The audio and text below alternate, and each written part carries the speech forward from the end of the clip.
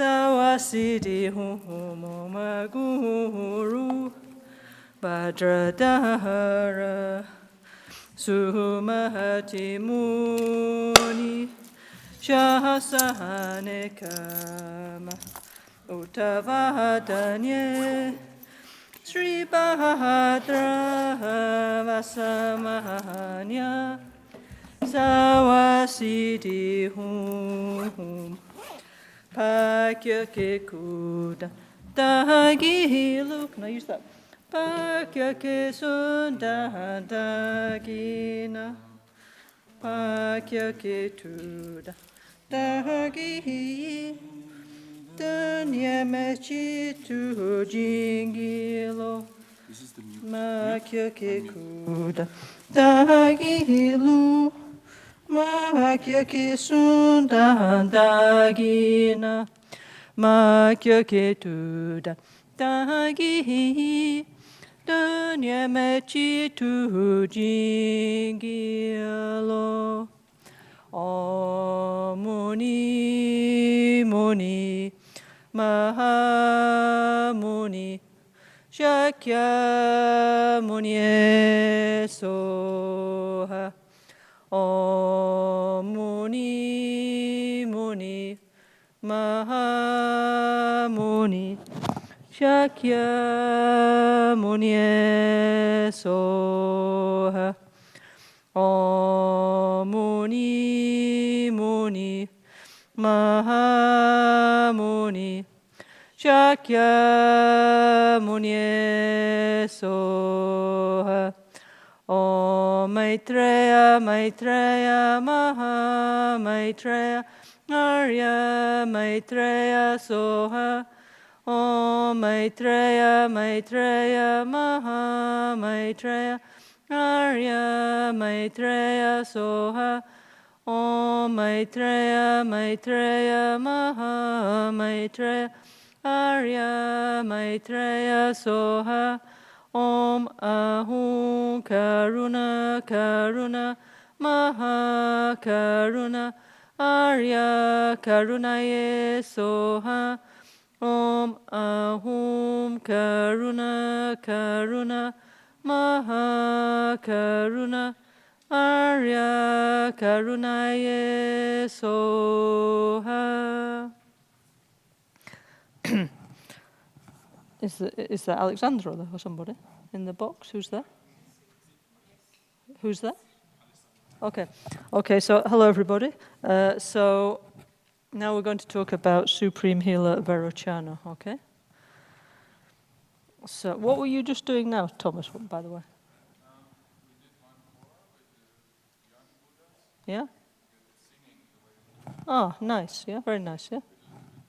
And then we just did the prostration as well. Oh, okay, beautiful, yeah. Yeah, very, very nice, yeah, okay. Okay, so afterwards we do the Vairochana Trilko, okay? Okay, so, over here you can see the beautiful statue of Supreme Healer Vairochana, the one that Lama Gangchen bring from Indonesia.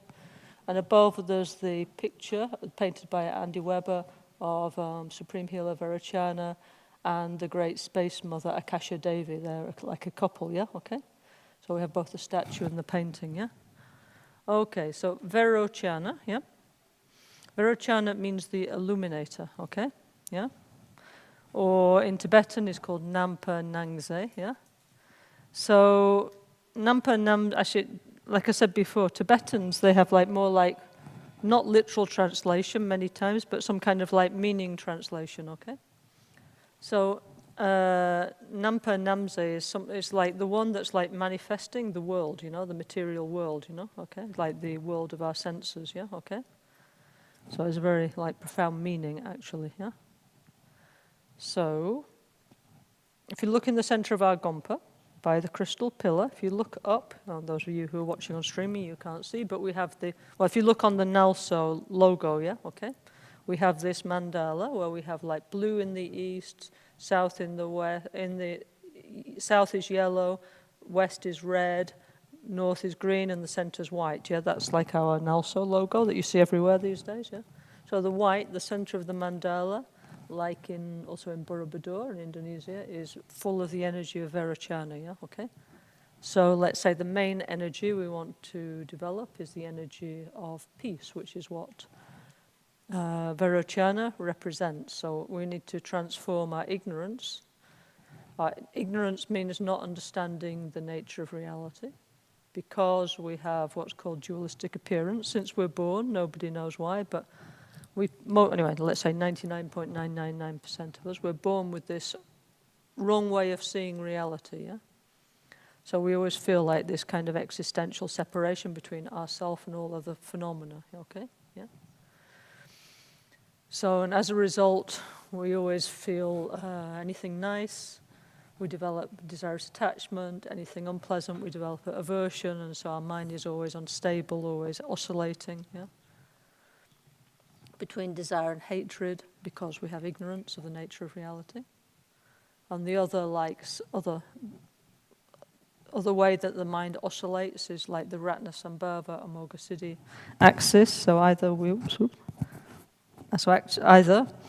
we have like Ratnasambhava, like this kind of like maybe say grasping at the material things, and then conversely we have fear. Yeah, okay, yeah. Or conversely we might have like jealousy of other people who have more beautiful things than us. Yeah, okay. So instead we need to develop generosity. So there's two, actually within a mandala, there's two delusion axes that we need to transform. One is the ignorance. The ignorance is in the center, the fulcrum, right, yeah? Then there's desire and hatred, yeah? Like Amitabha and Akshobhya, and the other one is like the Ratnasambhava Amoga Siddhi axis, like pride and jealousy, yeah? Or fear and yeah, holding on, grasping at things, yeah, okay? So all these we need to transform into the pure forms, yeah? Okay? So, Vairochana, okay, Supreme Healer Vairochana, from amongst the 5 aggregates. Now, so remember, in ancient India, in Buddha's time, they had different ways of like explaining the human existence, yes? There was one Hindu school that still exists called the Samkhya. Oops, I can't do that, yeah? Yeah, and they explain the body and mind in terms of like 25 things. So I think the Buddha thought that was a bit too much, so we thought 5 was enough, yeah? So that for us Buddhists, we have 5 aggregates: form, which is like the body and our kind of the experience of the world, like what we can touch, taste, see, sound, smell, and taste. Yeah, okay. Then we have the 4 aggregates which make up the mind: feeling, which is Ratnasambhava; discrimination, which is Amitabha. Yeah. Compositional factors, which is Amoga Siddhi; and consciousness, which is Amoga Siddhi. Yeah, okay. So so Vairochana represents the form aggregate, yeah, okay, yeah. So, how to say? When we talk about, okay, in Buddhism we talk a lot about this idea of meditating on emptiness, and mostly nobody has any idea what it is, to be frank, yeah, but we try, yeah, okay. So we have this thing called the objective negation, yeah, because we grasp everything as being truly existent, yeah, okay. Like truly existing from its own side, nothing to do with us. So one of the best objects to meditate on as being truly existent, yeah? Is your own body, yeah, okay, yeah. So this is your object of meditation when you're meditating on emptiness, exactly this one here, yeah, okay. And when we can understand that that doesn't truly exist from its own side, that actually it's dependent, it depends on cause and conditions, it's like a process that's continuously changing, there is no fixed essence, yeah. Then we might get somewhere in terms of our, our mind becoming more free, yeah, okay? So anyway, so it's interesting to think about, Vairochana is the form element, and when we see the form element in the wrong way, we grasp at true existence, and when we see the form aggregate, yeah, in the correct way, we can understand reality. Our mind can become free, we can become liberated, which in Buddhism is, say, how we achieve peace. We don't achieve peace by going to the beach or having lots of money. If not, we would all be very peaceful, right? Okay, yeah? But it's not enough, yeah? We need to do something. Lama Gangchen said we need to change the position of our mind, yeah? So, Vairochana is a very profound meaning, okay? In many, many different levels, yeah? Okay? So So his the wisdom of Vairochana is called like the mirror-like wisdom. Okay, yeah, okay. So Lama Gangchen, he always used to show us like a mirror like this and give us an example of, like, for example, he used to say that inside this little mirror, you can see all the Gompa, yeah? You can see everybody, you can see all the mandalas, very cool, no? Yeah? And he said this is because the mirror has like the space quality, yeah? Okay? Also, actually, a mirror is always used in meditation on emptiness, yeah? As an example, because you can see something, but it's not true, no? Okay? And it's like a depend on causes and conditions, and it's a reflection, yeah. So it's a good example, actually, of of that we don't understand how what we see is true or not, yeah. We always use this as example of a reflection in a mirror, yeah. But gradually, our mind needs to become calm, yeah. Okay, how it becomes calm is by gradually understanding the nature of phenomena. Yeah, now we have a lot of like concepts, fear, jealousy, pride, lots of stuff going on in the mind all the time. A lot of concepts. Yeah, never stop. Yeah, so we need to gradually pacify our mind with like breathing, meditation, with concentration. And gradually we need our mind to like cool down, Like, for example, water, like in a pond or something, if it's disturbed, it's all full of mud and it's cloudy, yeah? So then what we need to do is, like, get the mind to cool down so it becomes clear again, so we can see, like, the clear nature of the mind, yeah? So finally, we want the mind to become, like, in its natural state, where it can just reflect phenomena. Like, phenomena doesn't mean just what you can see or hear, like the phenomena of the mind, without, like, kind of judgment in a very clear way, yeah? Then if we can just like watch like that, then we can start to analyze, whether the things have a true existence or not, yeah? So gradually we need to develop this mirror-like wisdom, yeah? So it's good to have a little mirror, yeah? To think about these things, yeah? We have all these things for years and years because they're symbols showing us the path, yeah? So, first you have people think, why do we have all these funny things? Why? Because it's very profoundly meaningful, okay? So anyway, Vairochana represents the mirror-like wisdom, okay? And he has his mudra, his gesture is he has different ones, like the Dharma Chakra mudra can be like this, yeah? Or it can be like that, yeah? Or like this, there's different versions, yeah, okay? But they represent the turning of the wheel of Dharma, yeah, okay? Yeah? Like, the idea is it's like turning a wheel, okay, yeah? Then, for example, this one, no? Like this one here, no? The painting and the statue, they've got different mudras. The statue's from Borobudur, so he's doing like this, the two ring fingers touching, okay? So it's more like the Tantric side. And the painting, the Vandy Weber's, no? He's doing like this, yeah? I think I can see like this, no? Okay, this is showing the lack of true existence, inherent existence of all phenomena. But then, is manifesting the self, the other, and all the rest of the phenomena, yeah? Everything's manifesting out of the emptiness, which of course is not nothing, yeah? It means that everything it does not have a true existence because everything's interconnected, everything's a process, yeah? Okay? So the Buddhist view is actually very similar to science, actually, like modern science, or let's say modern science is quite similar to Buddhism, actually, to put it the other way around, yeah? Yeah? Yeah, anyway, so you can either do like this or you can do like this, yeah? These are the gestures of Vairochana, yeah? Okay. Okay, then what else? The bija, the seed syllable of Vairochana is a white Om here in the crown chakra. Okay, Om, okay, everybody knows Om. It's on t-shirts, it's on mugs, it's everywhere, okay? So either in Tibetan or Sanskrit, it looks like a 3 actually on its side, yeah? Okay. So these 3 parts are like the body, speech, and mind of all the Buddhas, yeah? Then on top is the 0, the tigli, the emptiness, yeah, okay? So very profound and Om, yeah? Aum, it's A-U-M actually, Aum, not Om, but we pronounce it Om, yeah? Okay, but actually in Sanskrit it's A-U-M actually, yeah? Aum, yeah, okay? Yeah? Anyway, so here the Om represents the pure energy, pure physical energy, yeah? Yeah? Okay, then the emblem, the symbol of Vairochana is a wheel, yeah, okay, so in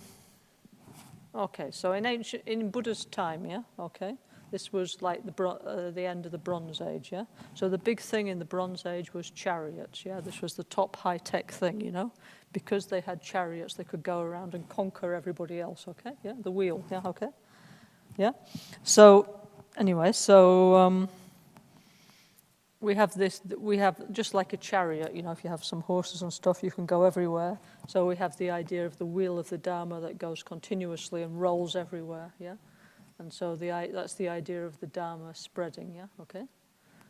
There's also, anyway, so so Lord Buddha taught three big cycles of teaching, actually taught continuously for 45 years after his enlightenment, and also before his enlightenment. But anyway, so there's 3 cycles of Dharma teachings, yeah.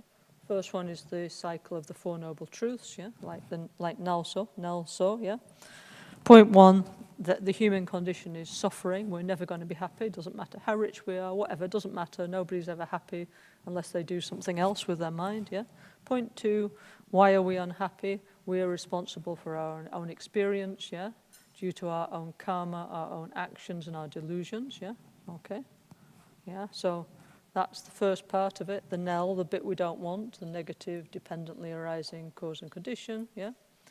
Then part 2, so, yeah, these are the bits we do want, the positive interdependent causes and conditions. Point 3, yeah, it's possible to reach nirvana. Nirvana means like, yeah, blowing out suffering, yeah, okay? Yeah, that's what it means, yeah, to extinguish suffering, yeah? So if you extinguish suffering, you don't extinguish you, yeah? You extinguish pain and suffering, so what is left is peace and happiness, yeah, okay? And then point 4, there's a path that anybody in the world, rich, poor, young, old, male, female, east, west, doesn't matter. Everybody in the world can follow if they want to. Yeah, okay, if they have the possibility to meet it. Yeah, okay.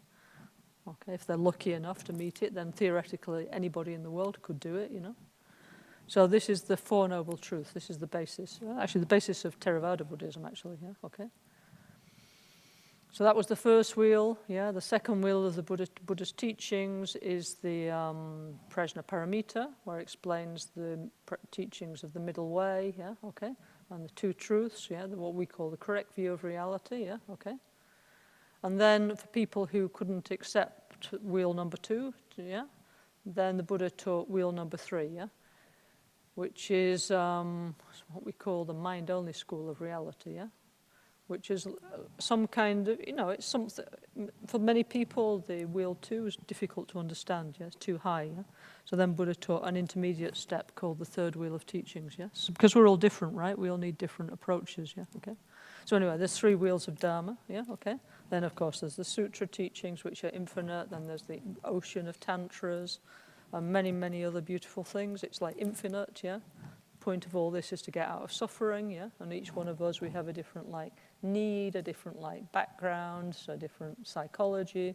Therefore, there's lots of different teachings because, obviously, like, if you're a pharmacist or something, you need to have a whole cabinet full of different medicines because people have different sickness of body and mind, right, yeah? So there's many teachings, yeah, okay? Anyway, so Vairochana represents the Buddha teaching, turning the wheel of Dharma, okay, yeah? Okay, so in the wheel Buddha family of Vairochana, yeah, there's many, many, many Buddhas, actually. And like I say, they're not all white. White is not the point, yeah, but it's what they do, you know. For example, Ushnisha Vijaya is part of the Vairochana Buddha family. Also, Siddha Tapatra, yeah, Dukkha. Also, Marici, or Maritsi, who we call Maritsi Buddha, she's in the Vairochana family. Also, Vajravarahi and Vajrayogini actually are in the Vairochana Buddha family, yeah, okay. And I think maybe Haruka Chakrasamvara, maybe, I'm not sure, but definitely Vajravarahi is, yeah, okay, yeah. So this means is bringing you to peace, bringing you to the clear light, you know, very profound actually, the meaning of the wheel Buddha family, okay. Okay, so anyway, so all this, it's nice to know, but the main thing is to do the practice, okay? Yeah? Yeah? So, okay, Vairochana means the illuminator, yeah, okay? The one who sheds light, who sheds radiant, who distributes light, yeah? Who shares wisdom across the universe, yeah, okay? Actually, Vairochana, yeah, is from the Vedic tradition, is actually a name of the sun, yeah, okay? So a lot of Buddhist academics, they get very excited by this, you know, like this, like we have a lot of this Vairochana Tantra, yeah? And they always make this link between that and the, like, kind of sun worship and stuff, yeah? But of course, for us, you know, we're trying to recognize the light within our own mind, you know, okay? Yeah? So in East Asian Buddha, yeah, there's like yoga tantra practices, yeah, like in Japan and so on, yeah. Like anyway, so Vairochana is a big thing in Japanese Buddhism, and in Japan he's called the Sun Buddha. Okay, yeah, okay, yeah. Anyway, so here in our Gompa, actually, where are they? Somewhere in here, somewhere in here, we have representation of the three main yoga tantras. Yeah, I think they're on that side of the Gompa. Yeah, okay. Let's have a look. Yeah. Anyway, so I think all the yoga tantras, the main energy is Vairochana, as far as I remember. Okay. Anyway, all these details, if you're interested, if you go in our book called NgalSo, the Jeweled Staircase, it's all explained in detail if you're the kind of person who likes to know many details about all these kind of things, yeah? Okay? Yeah? So, what else can I tell you? Vairochanas.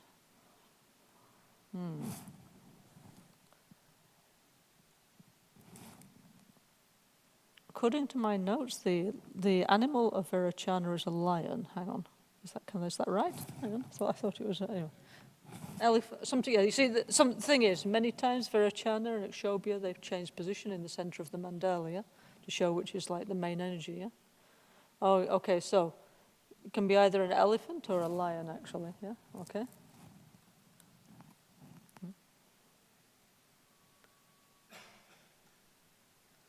Oh yes, and very important. Forgot to say, like, very important member of Vairochana's Buddha family is Manjusri. Yeah. Okay. Yeah, the Buddha of wisdom, yeah, okay. Yeah, so then there's endless forms of Manjusri, not all of which have, it's a bit complicated actually, like for example, Manjusri is in the Vairochana family, but for example, Black Manjusri is in the Amoghasiddhi family. It's complicated, life is complicated. We're complicated. Anyway, there's always an explanation, but let's not go into it now, okay? Yeah. Anyway, so very, very, very interesting, no? Okay. So the Vairochana goes together with the Great Space Mother, yeah. Like Lama Gangchen says, within this tiny mirror, yeah, there's a huge space quality, so we can see the whole Gompa inside this tiny mirror, yeah.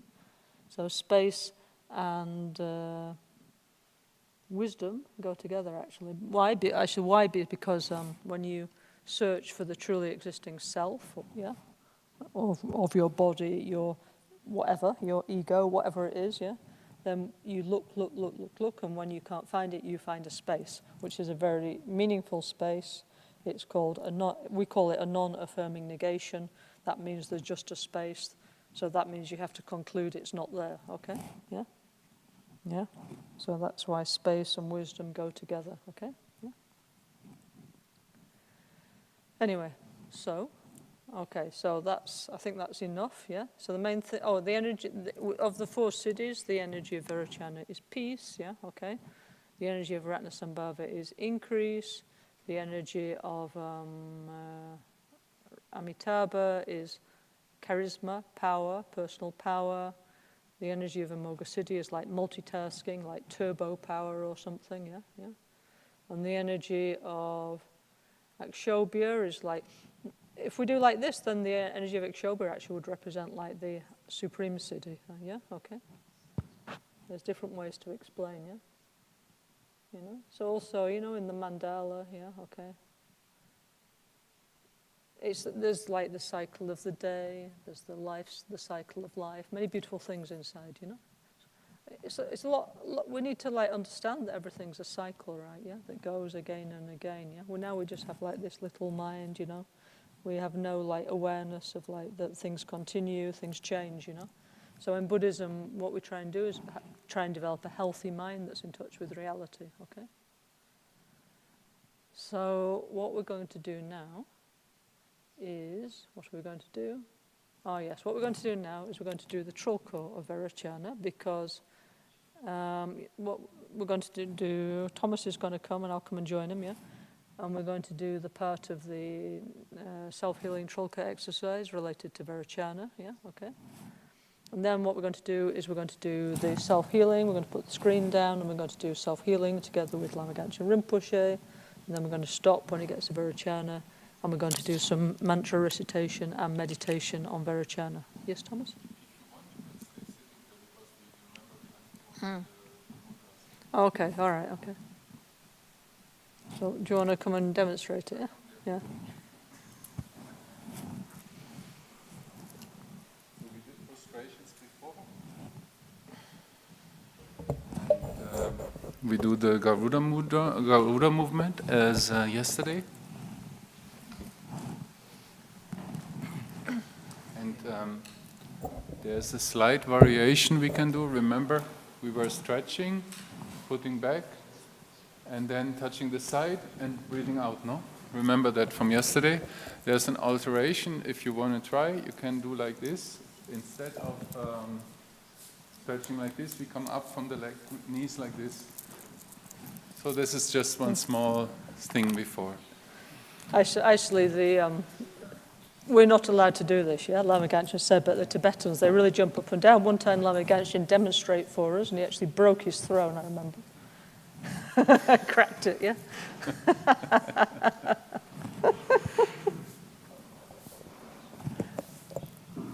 Guru Buddha Vairochana Mandala Nama. Guru Buddha Vairochana Mandala Nama. Mama Atishkyana Atishkiti Soha. Mama Atishkyana Atishkiti Soha. Breathe in.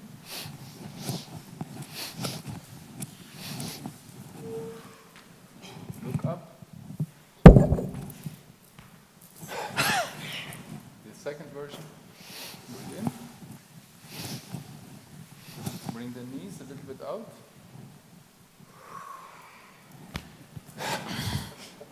One more time.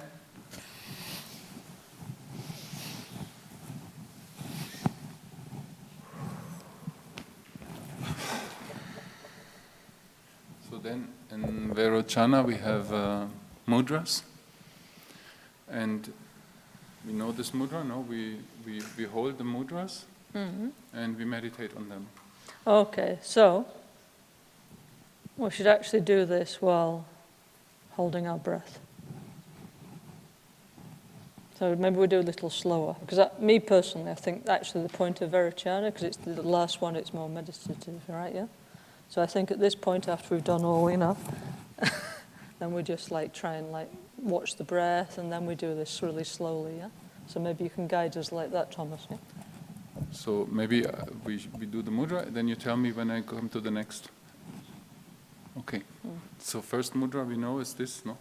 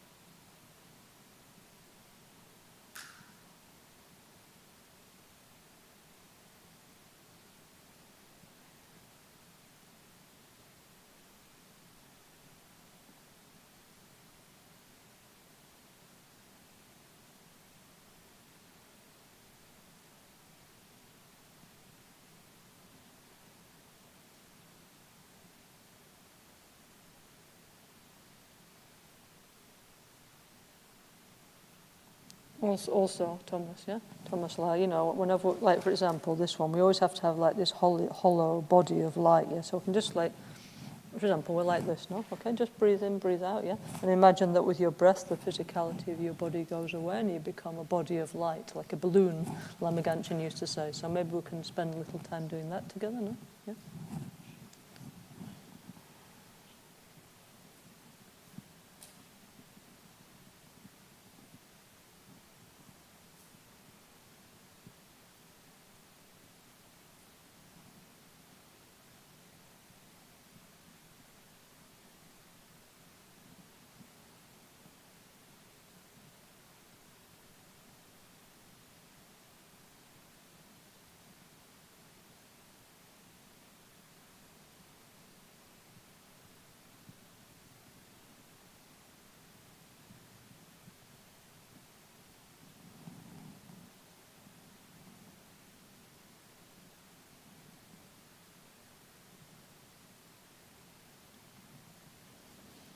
So you end up with like a hologram of yourself, you know, like a transparent body of light. That's why we say like a Vajrasattva, okay?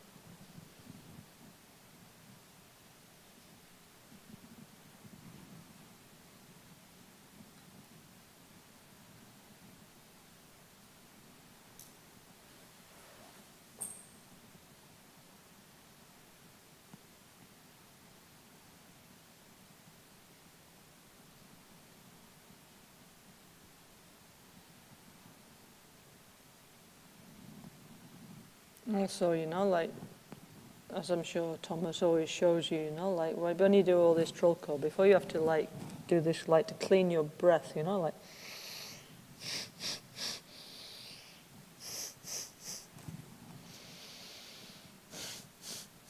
yeah?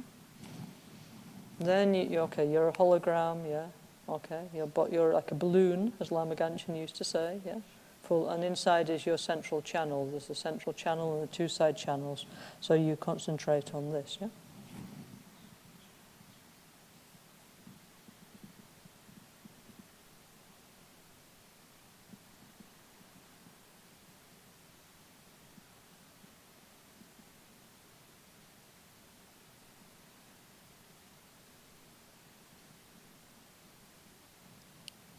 Okay, so like this we do the exercise, yeah? And then please, Thomas, show us some more. Okay, next one is like the lotus turning. And then the left index, the left hand makes a Vajra fist, but the index finger stays up. The right hand does a Vajra fist also, and we touch the finger and imagine holding a wisdom sword, fiery. Okay, so when we do this one, the point that we have 10 is manipulating the 10 energies, so you should be able to feel it, you know, you should feel something here, yeah? If not, you have to continue to do it till you can feel it, okay?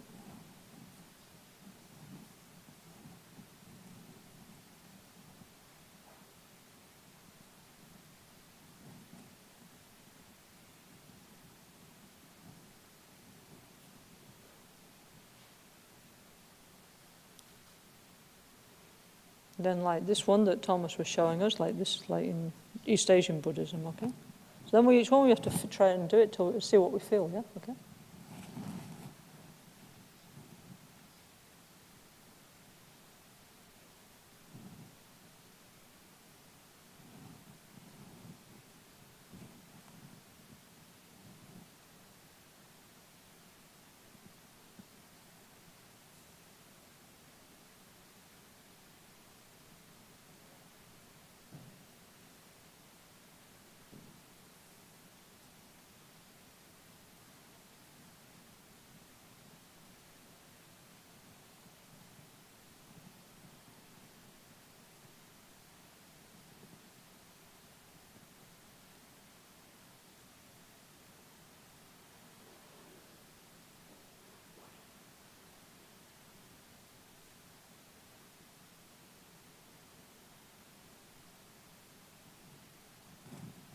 Okay, Thomas, what's next? And the next is the index fingers touching and the other fingers interlacing. And your thumbs are what, like in a Vajrafist? The thumbs still inside, yes. Can you show everybody what is a Vajrafist? A Vajrafist. So Vajrafist is the thumbs go to the ring finger, on the side of the little finger actually, and pressing against the ring finger, and we close, no? And in this case, we connect them, index finger goes together, like this, and then we put it on our crown.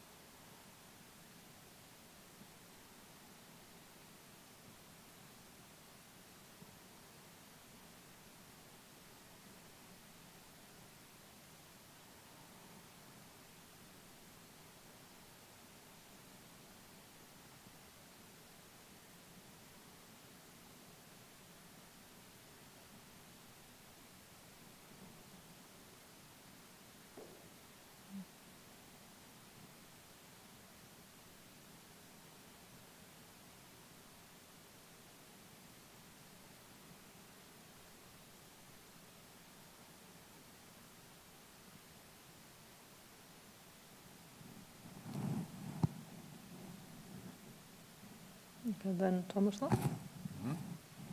Next one is the ring fingers touching. Oh, like our statue here, like in Burabadona.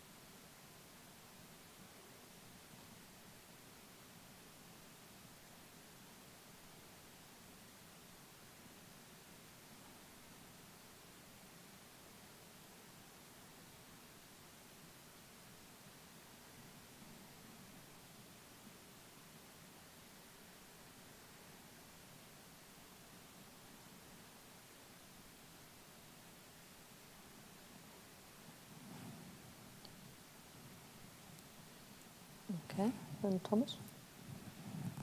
Then we have thumbs and index fingers of both hands.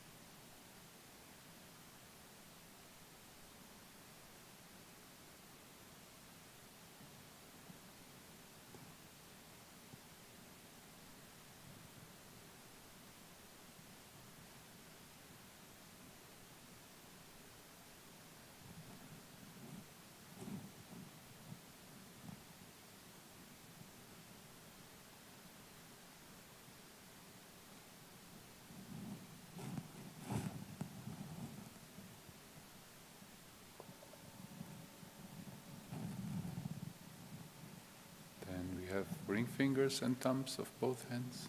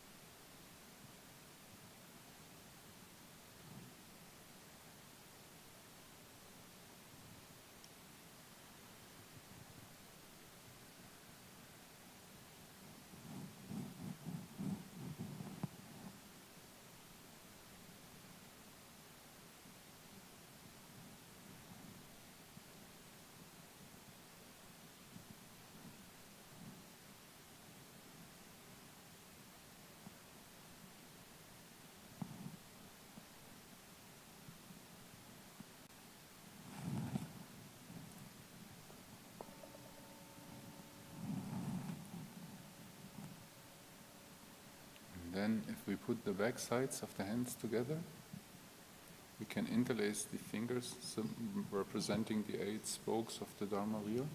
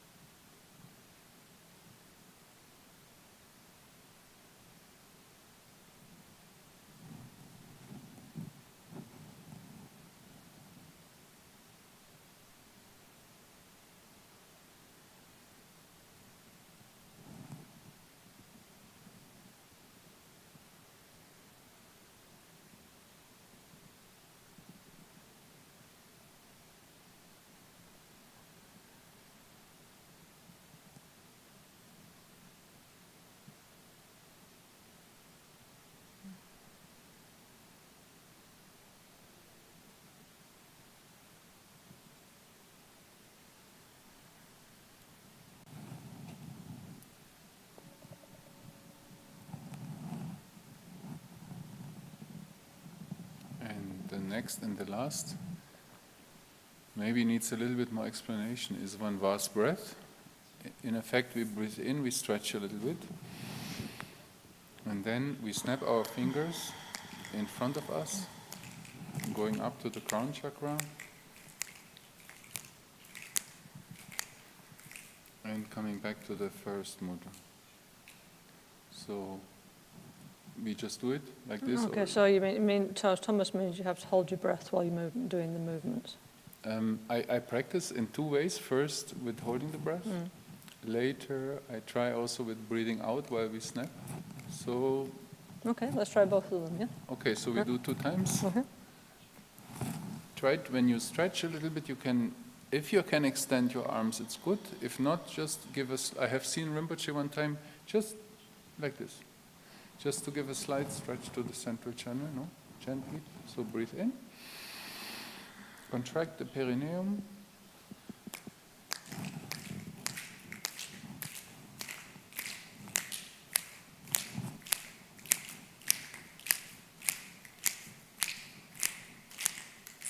And breathe out.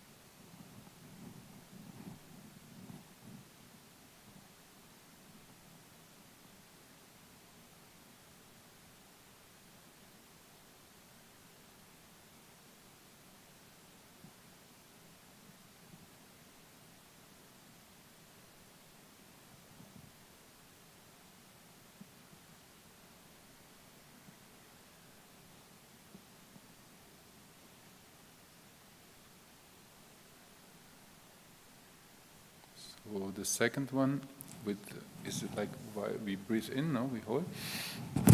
And then we slowly breathe out for the duration until we reach the top. This goes, what I have read in the Bliss of Inner Fire also, breathing out while in the end of the vast breath. So we can try this also. Breathe in. Hold 1 moment, focus on the navel, 4 fingers below the navel, contract a little bit.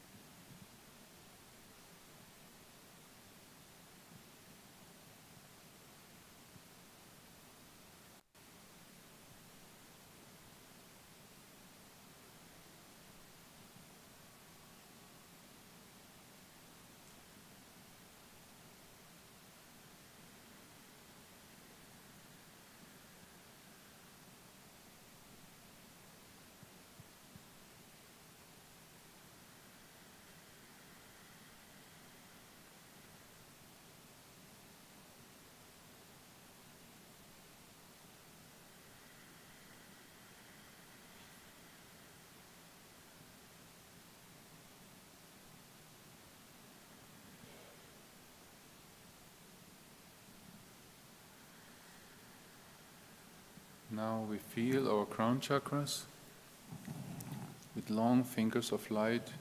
Take tender care of our crown chakras and open a beautiful white lotus with 32 petals. Pamle pema karpo, pamle pema karpo, pamle pema karpo.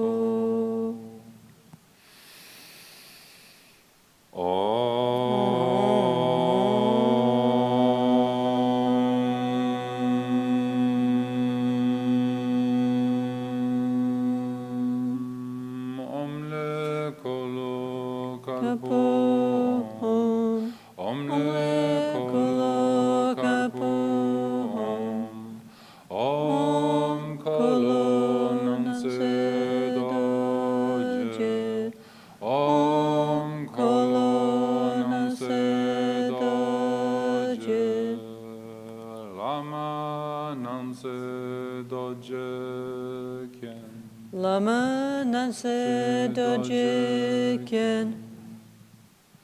We are putting down the suffering of the animal realms, and we take out all our ignorance, laziness, heaviness, tiredness, mental exhaustion, wrong views, in the form of dirty black pigs, smoke and dirt, together with the sicknesses and blockages they create. They dissolve into absolute space. We deeply relax and open up to receive the help and blessings and support of Guru Buddha Vairochana, helping us to transform our aggregate of form, developing the all-knowing mirror-like wisdom. In our daily lives, to help this transformation, we remember taking refuge in Buddha-dharma and Sangha, especially in our own Buddhahood, in our own application and practice of Dharma, in our own being a good Sangha and friend for others. We remember to accumulate positive actions, to avoid negative actions, and to benefit others. Om Vairochana Hum, Om Vairochana Hum, Om Vairochana Hum, Om Vairochana Hum, Om Vairochana Hum, Om Vairochana Rakshanti Soha, Om Vairochana Rakshanti Soha.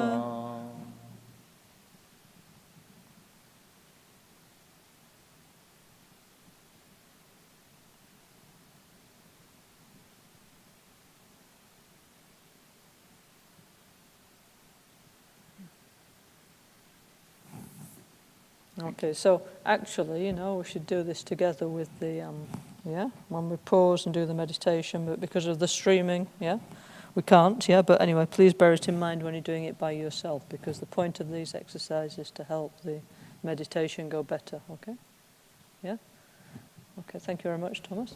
May I say one thing? Oh, you may say whatever you like. Lama Gangchen Rinpoche, he showed us little by little more mudras for this. So sometimes with these stroke yogas, I see people feel overwhelmed because it's so much, no? So for today, maybe you just remember that one you already know, no? And just choose any of the others to remember them, and maybe use two in the future. At home, no? Can use two, for example, just as an idea. Well, each one feels different as well. You have to, it's interesting, no? Anyway, okay, no, thank you very much, Thomas. So we must continue to do this together, yeah? So, okay, now what we're going to do is, can somebody please kindly put down the screen, and we're going to do self-healing, following the recording that Lama Gangchen Rinpoche kindly made for us, And then, when we get to the, Thomas, maybe you should, some people look like they've got sore knees. Maybe show some people some knee exercise, Some people, wait, it's better. Because some people are walking a bit like that, yeah? Yeah? Yeah? I had this wish to do that actually. So come more near if you have problems with your knees. Because look, all the idea of this is that we feel better. So, you know, this is not like a competition or anything like this. So also, if you feel a little sore or something, then we have some corrective exercise to help your knees and stuff, yeah? Okay. So come more near if you have knee problems. That's like everybody. Or if you want to prevent knee problems from long sitting. Yeah. There is one very effective exercise for preventing knee, like many, let's say many, no? I picked two for today. Yeah. So number one is squatting. Okay, maybe I'm coming down to join this one. Because I think sitting up here is not a good idea. Excuse me. When I was, I don't know, 20, I could not squat. Okay? So some people, you can learn that, no? So the squat actually is easy when we go a little bit from the side. Like this is easier. And if you have difficulties, even you can take a weight in front of you and go down and keep your heels in the floor, no? So when I was, for example, 18, I was falling to the back, no? So you can hold on a chair or on a table, or can take some weight in front of you. And one time I heard a recommendation of Sadhguru. He said we should, to develop our deeper mind, we do 21 squats per day. Also, slowly. Good for climbing up mountains as well. Can you repeat? Good for climbing up mountains as well. For climbing, good, yes. So this is a good thing.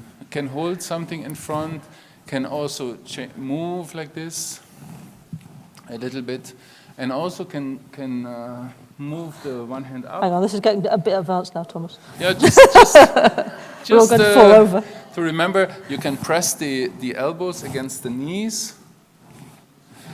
There's many levels, and if squatting is very easy for you, you do the feet more near. Okay? And even... That's harder. Even together, like when you do 21, you do the very last, maybe you do like this, no? Together the feet, and you see it's difficult for me also. This is a very good thing to prepare and help the knees. So not too many exercises today. This is one I wanted to show. The other one goes in 3 variations. So number one, we keep the feet together and we bring them near to our sitting. And in this butterfly position, we just gently, kindly feel and take time. Sometimes the knees sink by themselves. Sometimes we help a little bit. So this is one version, because the reason why this is so important for the knee is it opens the hip. And many people, they come to the Gompa, they sit like this, and the knees are up.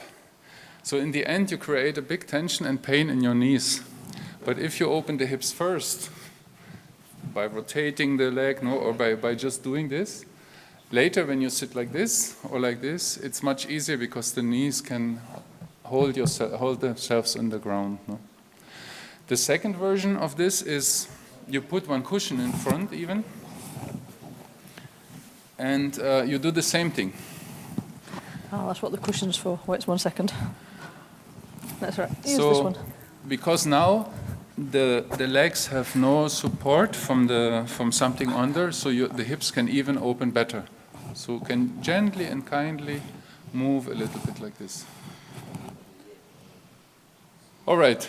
This is the second variation. The third one is for going to sleep and for waking up, for example. And here the best is, how explain? So it's laying down, okay, and wait, and just resting.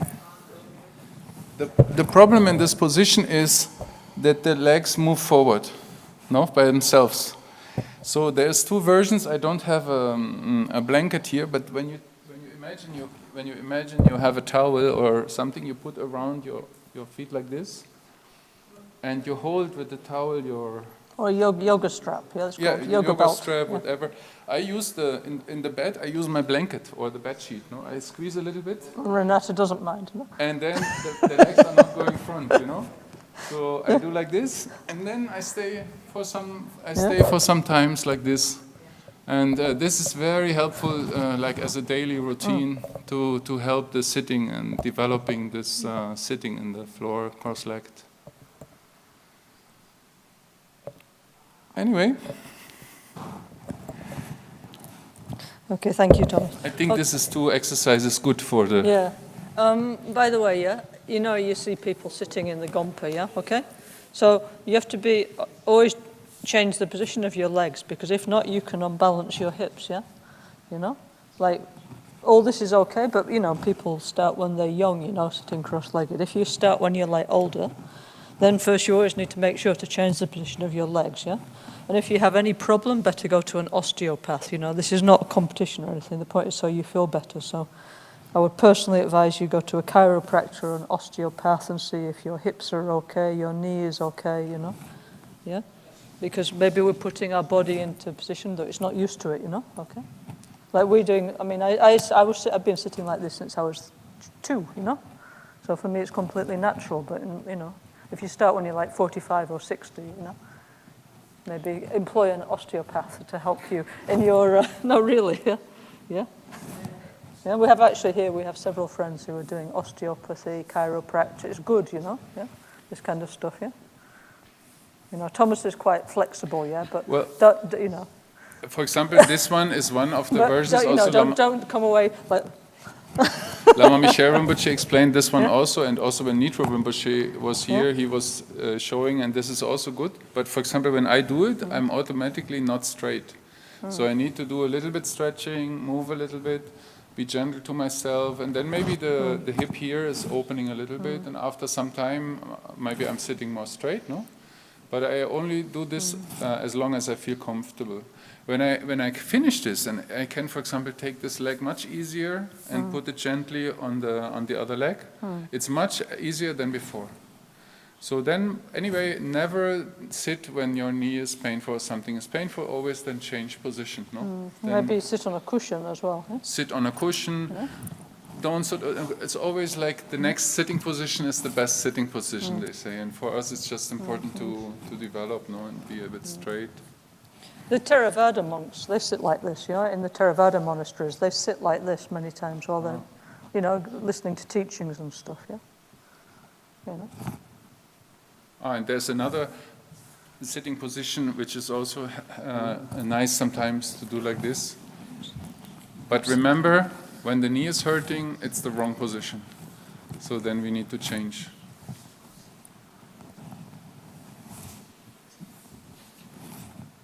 And we can check if the back is straight, no? Also, there's one thing. When we sit, for example, with cushion or without cushion, if you sit, however you're sitting, try to make what the lamas are telling, no? And make a back straight. And then, for one moment, stay like this, but let go any tension and check, for example, if you're falling behind.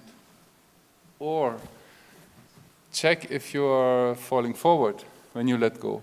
Or maybe you are moving to the side. So this kind of letting go lets you check if you are really straight. The problem is sometimes when we are, let's say, when I'm sitting like this, maybe I'm straight, I let go, it's okay. When I put my hands here and I let go, me personally, I let go of everything, I can feel I would fall. That means if I stay sitting like this for a longer time, I'm actually having all the time attention here. And that's not helpful for the meditation and creates pain after. So everybody, when I want to do this, you know, people sit in the full lotus, the hands rest here, and naturally they come 4 fingers below the navel.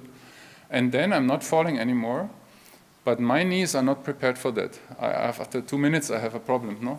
So in this case, for example, I can try to find the right cushion for me, and maybe sometimes even can use a cushion here to put the hands in the position 4 fingers below the navel, no?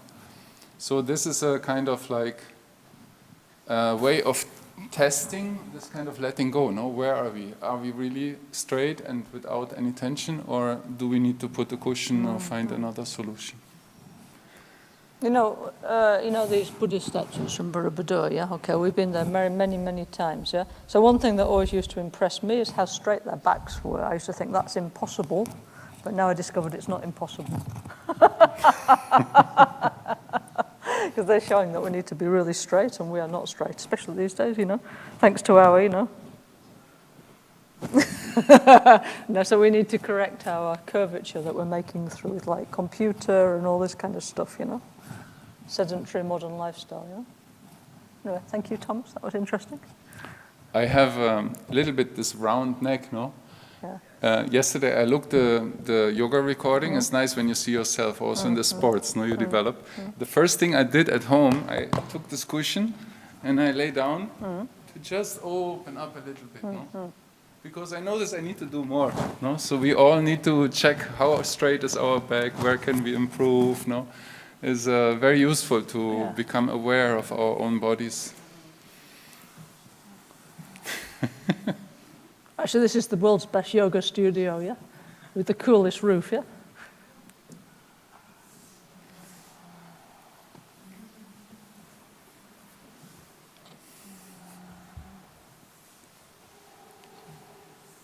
Could somebody please put down the screen? It's down. Okay.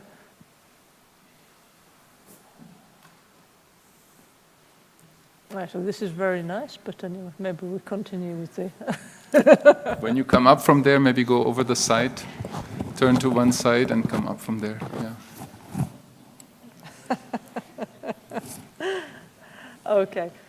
Now, if you like, you can say like that, but me, I'm going to start doing the self-healing. I don't care if you sit like that or not, but anyway, me, I'm going back up there. Thank you, Thomas, yeah?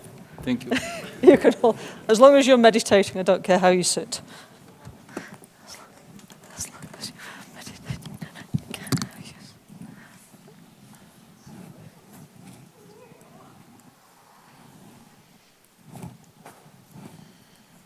Thank you.